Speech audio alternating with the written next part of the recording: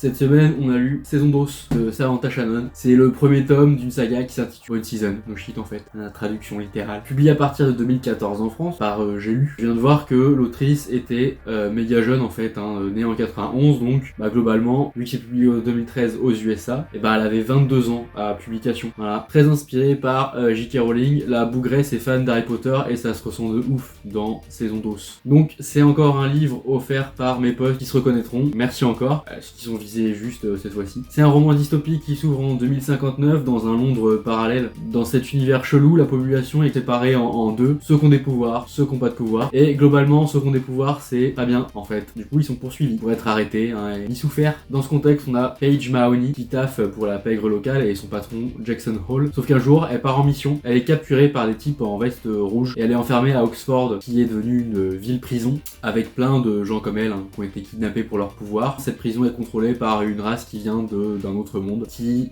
cultive les pouvoirs de ces gens qui se nourrissent de leur aura. Et cette race s'appelle les Réphaïtes. Sous le joug de Warden, qui est un Réphaïte beau gosse, bien bresson là, elle va tenter de s'évader et de s'en sortir. Donc on a vraiment un espèce d'Harry Potter, mais bien plus mature et bien plus dur, bien plus violent, bien plus énervé, et c'est vraiment agréable. Paige, le personnage principal, est exemplaire et on en veut plus. Les pouvoirs sont exploités de manière très cool et très efficace. C'est une vraie réussite. Mon seul regret, et je m'y attendais, c'est un peu un spoil, donc vas-y, je te laisse un peu de temps là pour éteindre. Et tu vois, il y a une relation naissante entre Paige et son maître, un truc un peu délire maître-esclave, et vas-y, tu vois direct comment ça va finir, et c'est pas du tout mon truc, quand ça se déroule comme ça, tu vois, ça prend un peu trop de place dans le roman. Heureusement, ça reste minoritaire, donc c'était vraiment cool. La semaine prochaine, ça sera La peau sur les os de Stephen King. Salut!